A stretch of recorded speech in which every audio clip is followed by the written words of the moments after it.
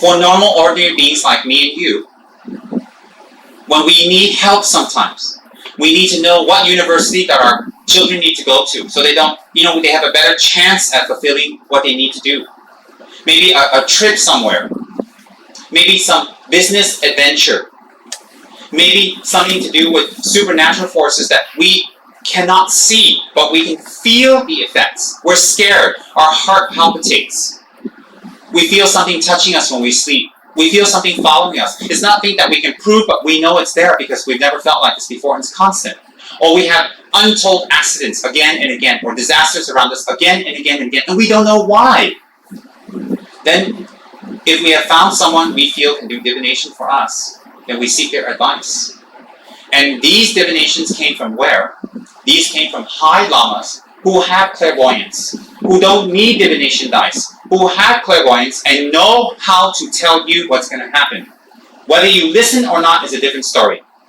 Because I've seen cases like that too. Very high lamas tell these certain students who like that, they won't listen.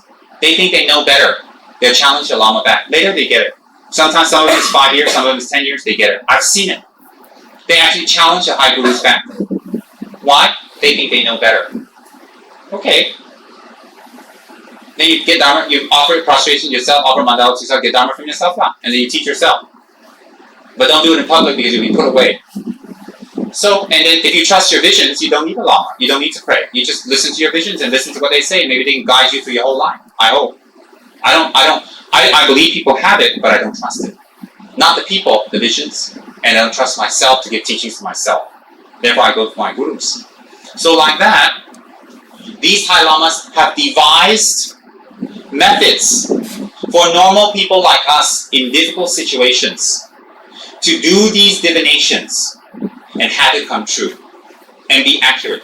They devise certain methods that you have to go through, that you have to finish and every day maintain and keep so that you can tap into this energy to help others anytime you want. There are meditations and retreats based on Lord Manjushri. The dice is Ra Ba Za Na. There are divinations based on the goddess Feminine Homo. Fabulous. There are divinations based upon Avalokiteshvara, the power. Tara. There are divinations based on the various different types of protectors such as Mahakala. All the divinations are totally accurate and fabulous and equal in its power. It's just your own preference, and sometimes your lama might do a certain type of divination and pass the lineage to you and ask you to do the same because that's the lineage your lama has. So he may compassionately pass it to you, you have it. But divination is not something you just immediately do. What happens is this is the procedure. Generally, alright? Most people do divinations based on Dharma protectors. They're quite fast and effective. Most Tibetan lamas I know. The highest to the lowest. Most. Alright? Even ordinary geshes and monks I've seen in the monastery do incredible divinations. Incredible. That they're not Rinpoches, they're holy monks who practice and meditated their whole life. And they sincerely want to help beings. So they engage in these practices and they do it and they're very well sought after. And the divinations doesn't need to come only in dice. They can come in dice. They can come according to cloth. There's a way of folding your cloth and the way it opens you can foretell the future. There's a way of doing divination by your rosary. Alright? There's a way of doing divination by mirrors. By not the Western type of mirror, the Tibetan mirror, which is a very polished piece of metal, brass or silver, whatever, that is put onto a certain surface, and when you do the certain prayers, you activate your retreat and what you've done. The visions will appear as signs or visions or clear pictures. Why? There's a very famous lady in South India. We call her Amala, which is quite old. It means mother, respected mother. And she's been doing divinations for the last 40 years. She's extremely humble. She lives in a small little hovel, and she's a farmer. She takes care of her buffaloes and all that. And she met her lama, and the lama recognized her ability to be able to foretell the future, and he sharpened it. He did a blessing on her, an opening of the chakras, and he gave her the meditation text. And she told us, she went into meditations with those texts, and now, for the last 40 years, even a great monastery such as Sera Monastery, filled with lamas and rinpoches, filled with high geshes, will invite her once a year to the monastery, offer her tea, and have her foretell the visions of how to improve the monastic system, finances or problems for that year. I've seen it. I went to see her a few times, and let me tell you, she is very, very accurate. About 10 years ago, very accurate. And what she does is she recites the prayers of her lineage lamas, from her lama to their lama to their lama to their lama, all the way back to Lord Buddha. And after she recites that, she dissolves it into her, and then she does propitiation prayers. And after she does that, you ask her the question. It takes her about 15-20 minutes to get ready. And then you sit, you offer kata to her out of respect, and you ask her your question. She'll take the rice, she'll blow on the mantra, which is quite secret, and she throws it at the mirror. And immediately you'll see her, she'll have a vision. Didn't see anything in that mirror. Nothing at all. All I saw was my own big reflection, my big fat body looking in. Not seeing anything. So I tried. I even went home and threw cups of rice at the mirror. Nothing, no vision at all. In fact, it become more blurred because the powder of the rice made it more blurred. So I stopped throwing rice at mirrors. It don't work for me. So and for a few years, I was running around seeing high lamas, hoping someone will see my abilities and who I am and open it up. The only thing they told me to open up is compassion. I was like, oh, why can't I be Amala? Why can't I get a mirror and some magic mantras? Didn't work. And so she told me. Some of the things are quite confidential, but she told me many, many personal things that no one will ever know. And she told me that based on the future and what I should do at this time, at this age, and this will happen at this age. In fact, whatever happened to me in Malaysia about 5-6 years ago, she already predicted. Clearly. Very clearly. And my point is this, I've seen that ability, even in humble, simple peasant ladies. And she's very humble. You can feel her energy. She doesn't show off. She's not arrogant. She's very humble, very gentle. And she only does it when you crash. She doesn't run around telling people, hey, I get visions, and we all know. Everybody knows. She doesn't tell anybody why, but she really gets it. And my point is this, is that these methods written down by the high lamas who have real visions can work for all of us if we engage in the practices and the continuous commitments to keep it alive. Example, if we work very hard at the gym and we get a fabulous body, if we stop working out for a long time, there goes our fabulous body, hello fat body. It's very normal. We have to upkeep it. Alright? So what happens is in normal cases for divinations, then either your lama assigns you, a Dharma protector assigns you, you choose something yourself and you approach your lama, then you do the practices. No shortcuts. You do any shortcuts, it's not going to have any effect. Alright? In our system of doing divinations, there are many types. I won't be specific because it's too much. In our system of doing divinations, you take refuge. You take refuge under your lama. You surrender to your lama. And you trust and you believe. And then he'll assign you a meditational deity, a yidam. A yidam is your own particular meditational deity.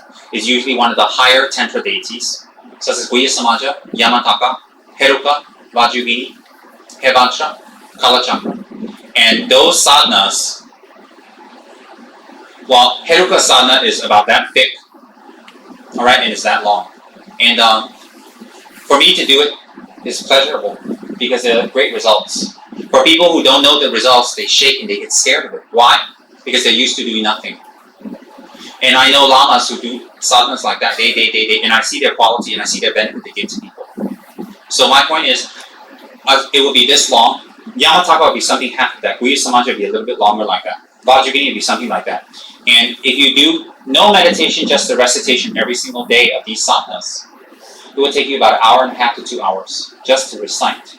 Because it talks about from beginning to end of enlightenment, and it gives you certain meditations to open up your channels. Certain meditations to teach you how to control your future lives. Teach you the power of death. Life over death, meaning you can control your death. There are many, many meditations you can do that as a byproduct you get the 5 types of clairvoyances. You don't do it for that, but it comes as a byproduct because you open your mind. So these practices you do are called sadhanas, based on meditational deities such as yidams. And what happens is you have to receive the initiation of this yidam. Any of the higher tantric initiations of the yidam will take 2 to 3 days depending on situation. Because the lama himself has to prepare for 1 whole day for you. And lots of offerings and self-initiations. The next day, the Lama will give you preparatory initiation. Then the third day, the Lama will give you full initiation. There's a lot of work for the Lama, a lot of work, and they're very kind. So after you receive the initiation, you have to take vows. You have to take 18. You have to take your 18 root bodhisattva vows, 46 auxiliary vows of a bodhisattva. Then you have to take the 14 root tantric vows. We have to carry all those vows, and we have to hold it well. And if we break any of those vows, we have to do practices that purify those vows, purify the samaya. Then holy those vows are every single day for the rest of your life. All right, the rest of your life. And I'm telling you, there's a lot of vows, a lot. And some of those vows is like when you get the magic power, you're not allowed to destroy towns. You're like, huh? Because there are people in the past who use tantra wrongly, and they gain magical powers, and they go and destroy people and hurt people. But they're not real Buddhists. There have been cases. That's why there's that vow. So I think if I can reach that point, forget about whatever. I just go in front of the bank and dissolve the wall, take everything out, and run. Why am I going to destroy towns? What for? I build my own town. Thank you very much. So, anyways, then you hold the vows, and then you do your sadhanas every day. You don't go, oh, but I don't have time. But I'm busy. But I have to see my lover. But I have a dinner engagement. Oh God, dinner schminner. And then some people, but I'm not well. I can't do my sadhana. All kinds of lame, tired excuses you hear about that they just don't want to put an effort. So when you do the sadhana every day, I'm not talking about the long one. Then you have a specific amount of mantras to do according with those high tantric deities. All right. In Yamataka's case, it is incredible. You have 4 mantras to do every single day and 1 to concentrate on. Which, in order to do the divination, you need to do 1 million. Okay, 1 million. You want to do retreats? You want to do divinations? Go ahead. You have to do 1 million of those mantras, the main one. The other 3 remaining mantras of Yamataka, you have to do 100,000 each. Then after that, you have to do a purification blessing mantra, another 10,000 for each 100,000 you've done. And that will be just the mantra part. That's not recitation. And every single day, if you guys have seen, we've done the Tormas last night. Those of you who are fortunate enough who was invited to come to see Vajrayogini, you would have seen openly. That's the offerings you have to make during your retreat every single day. 4 times a day. You start your meditations in the morning at 3 a.m. and you finish around 5:30. Then you have your breakfast or whatever. Then you start off around 7:30, and you finish around 11. Then you have your lunch, whatever, and rest a little while. You start around 1 or 2. You can't start at the points where the sun hits, like daybreak, midday, the point that the sun hits the middle. And then afternoon, you start around 2, and you finish around 5. 4 or 5, depending on the meditation. And recitation. Then you take a break for din din. After that, you start around 7 to 8 o'clock, and you finish right before midnight. 4 times a day, and that goes on for no holidays, no Sundays. Hello, Yamataka, I'm taking Sunday off. No. That will go on for 3 to 4 months in slow cases, 1 to 2 months in fast cases. That is for one meditational deity, in order to start your divination. All right? So you think you have visions and you've done nothing. And you have visions. You sit around picking your nose. I have visions. I'm like, yeah, you have vision. You have vision of this coming to your face. I don't believe all that. Because I've seen people who really engage in those practices and still don't have visions. Still don't. So if people come up to me, they see this, they see that, they arrogantly pronounce this. I don't believe it. And I don't believe that it's real, but I know they have it. It can be something negative. In Heroka's case, you have 8 sets of mantras to recite. 8. The main mantra you have to recite is 1 million. And the other 7, and let me tell you, they're very long. One mantra will take you literally half a minute to recite. Per mantra, and you have to do that 100,000 times. So Heruka retreat will take any normal person, about 2 to 3 months. 4 sessions a day with offerings and meditation, no breaks. And by the way, when you're in retreat, you stay within the parameter. You have a parameter that's been sectioned off by your lama. Why? During that retreat, the obstacles cannot come in. Spirits and stuff cannot come in to disturb you. Cannot bother you because you're very vulnerable at that time. And you'll be sitting. You don't stand, you don't jump around, you don't kick this, you don't kick that, nothing. You'll be sitting the whole time. And you make those offerings every single day, 4 times a day, along with the mantra, and reciting the meditation text. Just reciting the meditation text is not good enough. You have to recite 1 page, meditate on what it says, recite, meditate, recite, meditate, recite, meditate, and that's after about 1.5 hours, 2 hours. Then you get to the mantra, about 1 hour, then you get to the mantra. When you get to the mantra, alright, when you get to the mantra, then you recite. Then how many you recite that day, you record. Then you finish off the rest of the sadhana, which can take another half hour to 45 minutes. You do the dedications. Then you take your break. Then you go back to that on the 2nd session. Then you go back to that on the 3rd session. You go back to that on the 4th session. You start where you left off. And that's when you finish your idams practice. Alright? Sita Manitara, Heruka, Yanataka, Guya Samaja, Kala Chakra, you finish. Anybody seen Kala Chakra's long text? Trust me. Most of you would run because you cherish yourself very much. You'll run. Then when you get that sadhana, when you do it, after you finish your meditational deities sadhana, you've done 1 million. That's what was required. 1 million. Because when my guru said 1 million, I went, 1 as in 6 zeros after that? They said yes. 6 zeros. I said 6. Is that alright? And then they told me about how many sessions per day and all that stuff. And when I heard it, let me tell you, I was staying at my guru's house, which he's very kind, but my attached mind, no water, no running toilet, no toilet in the house. I was in retreat 3 months there. Freezing cold, no heater, nothing. When you go poop, you go outside in the ground, you dig a little hole, or they have a hole ready, and then you poop down there, and then they had an outside lavatory, which was a big hole dug in the ground, and then sticks on top with an opening, and you squat on the opening, you poop, and there's a wall. And trust me, it is freezing in North India, freezing.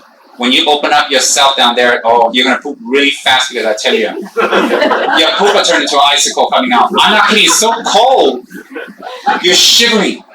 You are shivering, and that's outdoor. And then sometimes the poop is piled really high, so it's like almost touching your poop. Yes. So you have to actually go out and find a stick and make it go down so that you don't make love. Your poop and their poop don't make love. Oh yes. And to you guys, you'd be like, ooh. That's how much you don't want enlightenment. Because if you want enlightenment, none of that would be an obstacle. You'll do it. You won't find that an obstacle. That's how we can check how attached our mind is. When everything's beautiful and fabulous and air conditioned with water and nice, we can't do Dharma. How are we going to do that? It's not the place, it's your mind. How attached your mind is.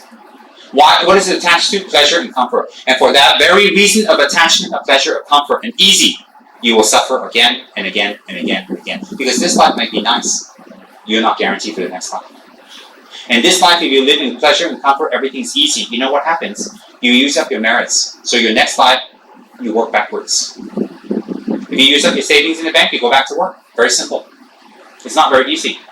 And when I first got there for the first 1-2 years, and by the way, no running water, none. We took a bath once a week because my guru did a fabulous divination for one of the generals up in North India, Indian generals, and they were amazed. Their daughter recovered from very serious illness after following my guru's instructions. And he gave us 3 barrels of water, as far as I remember, 3 barrels of water per week as a gift to the guru forever.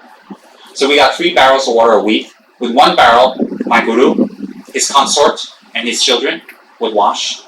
And then myself, too, because there was a lot of water, and then they would heat up the water. They were very kind for me to wash. And I had sores and welts all over my inner thighs and all over my legs and my butt and my anus, everywhere. Because of sitting there for long hours and not being able to wash. It was freezing. Freezing. And there would be welts, and pus coming out for months. What can I do? Break the retreat? No. I told my guru like that. He says, okay, put some hot butter on them. Hot butter? That's what they do in Tibet, put hot butter on them. I'm like, no, it's okay. I'll just leave it fresh and natural. No, what do you do? And then I can't leave the premises. Do you know why? Because it's been cordoned off for my retreat. I can't leave. I can't go to the doctors. It's not suffering, it's discipline. You push your mind to do it. So anyways, after you finish your Yidam retreat, You do the sadhana, you finish the prescribed amount of mantras with meditation. When you finish, you have to do a fire puja. Don't think it's the fire puja you guys know around here. I've seen fire pujas around here. It's just a fire and you burn some wood in there and you throw some things inside and that's it. The fire pujas up there are incredible and they go on for hours and meditation and practice and their way of holding, the way of seeing, the way of throwing, the way of, and even very simple things like this. Ritual items like a vajra and bell, you're supposed to hold at all times when you do the fire puja and do the meditation, invite the deity, and then throw the objects. 13 different sacred objects you will throw into the fire step by step by step. And when you throw, even the way you throw it has a way of doing it, ritual. And then like that. And then you can't let go of your vajra. Let me tell you, after throwing it 500 times, I just want to take it. I asked my group, can I just take a plate and dump it in, have to eat at the same time? Is it out? Why? Because it practices patience. And one time, listen to this, I had my guru there and another geshe, a couple of monks, they were helping me to do fire puja. I wasn't concentrated, so I went like that and everything went in. Because of this, I was like, And then one of the monks who didn't like me too much, he was funny. He gave me a dirty look like, and my guru's like, never mind, just get it out. So I had to go in the fire and get it out. And then let it cool down, and I'm like, oh, thank you. Oh. And he said, don't talk about it, sorry. And it's very concentrated, very focused. People will do funny fire pujas. No results. People who do fire pujas you're not sure of. No results. People who dare to do fire pujas without retreat. Very dangerous. You spread negative practice to others. You cannot do a fire puja of any deity unless you've done a retreat like the way I just described. Any deity, Avalokiteshvara, Green Tara, Manjushri, you cannot ever do a fire puja without doing the retreat of the deity. If you presume to do that, you are collecting negative karma. You're exposing the secrets of Tantra to those, to yourself and others that are not allowed. So if you're going to do a fire puja, don't think it's a joke. It's not just a fire and you recite some prayers and throw things in there. No. They're very powerful practices in Tantra. And if you dare to do a fire puja without initiation, a guru, correct initiation, correct practice of the sadhana every day, and correct right amount of mantras every day, and then you do the retreat. After the retreat, you do a fire puja. You can do as many as you want to benefit the people and yourself. Before that, it is no benefit. It is just a show. And if people teach you the wrong type of fire puja and you do the wrong type of practices, you are responsible for spreading and degenerating dharma. Responsible. So you may think you're very high sitting on a throne doing fire pujas. You're not. You're not. Definitely not. It's very dangerous. Very, very dangerous. And so what happens is, after the fire puja, then the cordon of vicinity of which you can travel out is broken. So you can run down. You can run down to town. You go see the doctor. You can get some skin meditation for the welts that that are so big you got a third leg between your leg. And what you've been doing is putting a cup under your pus so you can collect it. How wonderful! And it's frozen, of course, because it's freezing. So what's that? Cheese. And in my case, my anus bled. It bled and bled nonstop from sitting 13 to 15 hours a day for months. It just bled. And I wasn't upset, I was limping around. Then guess what? The retreat ain't finished. Now you gotta do the protector retreat. The protector retreat sadhana is about that thick too. And it takes you about 3 hours to recite, just to recite through it. Never mind the meditation, just to recite through it. When they showed me the sadhana, after the retreat, with my anal bleeding and my warts, the first thing I thought of was run to the airport and get out of here before you're dead. Then the other part, I'm saying, I have to do these retreats eventually anyway. If I want to benefit people, I have to. So the protector, you have to make the same tormas like we saw yesterday. Huge tormas, huge offerings every single day. 4 sets of offerings and many other unusual tormas to capture the blessings of the protector. Literally capture, to hook in. And it depends on what protector and what form. Okay, each form, even if you have one protector, let's say your protector is Mahakala, have different forms, different types, different energies within the same one. So you have to do the tormas differently, the colors differently, and you have to do diagrams differently. They have to mark your place, they have to draw your seat, mark it to protect you. They have to bless your area, and no one can enter your retreat area. No one. It's just you and an attendant. And the area you're in must be marked off for your retreat. You cannot leave that area. So if you want to go jogging, you go jogging around your house, round and round till you fall down from vertigo. There's no place to go. And of course, the toilet was cordoned in for me. Thank you very much. Not that it made a difference. And I had it pretty good because my guru was very kind. I didn't have any money. He gave me toilet paper. Other people in the region use rocks. You have to use rocks and sticks because they're very, very poor. They're lucky if they even get food. They're very, very poor. But when they heard I'm doing retreat, I'm doing fire puja, these people were so poor, they ran into distant forests to bring firewood for me. I cried because firewood was very expensive and you can't find it. Miles and miles of flat land. Ladakh. Leh Ladakh.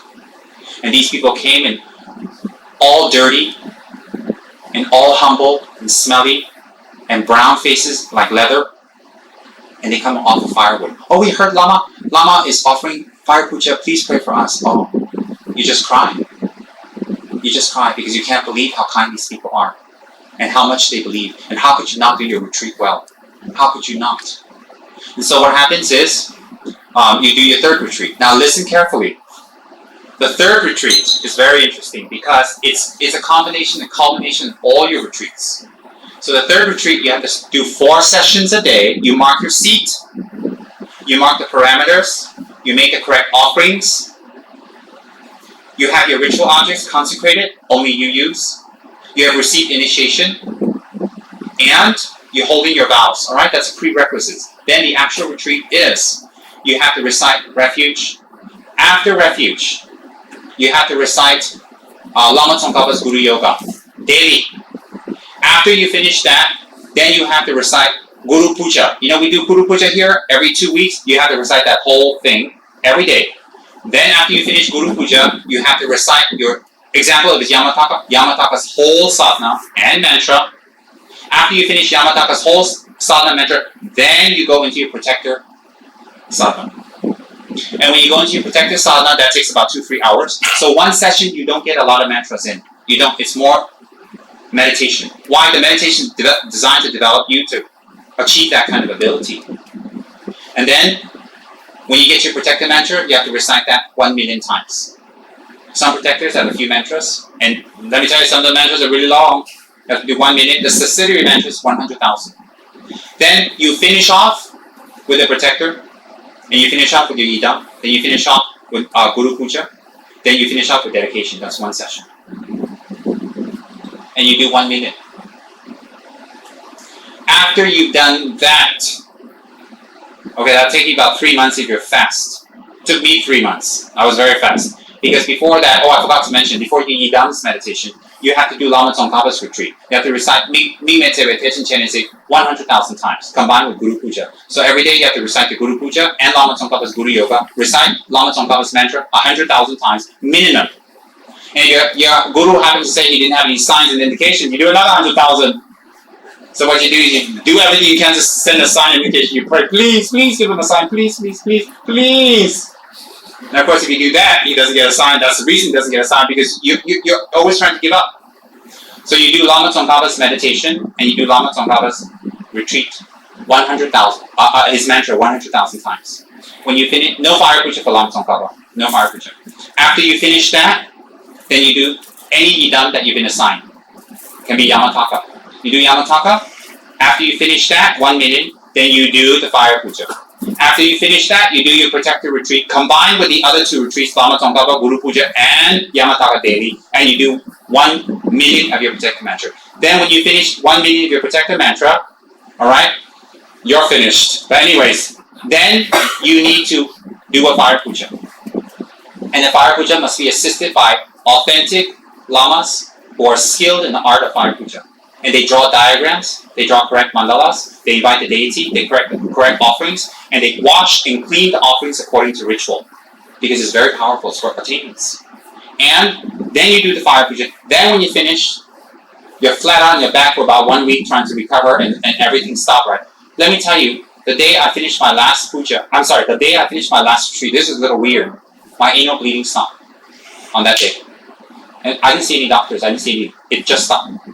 How do I know? Because I looked at the pile of you-know-what when I went poo-poo, and there was nothing there, no blood. And I tested next day, no more blood. The anal bleeding just stopped. Just like that. I told my guru, he just looked at me and he blew a cigarette at me. He said, whatever.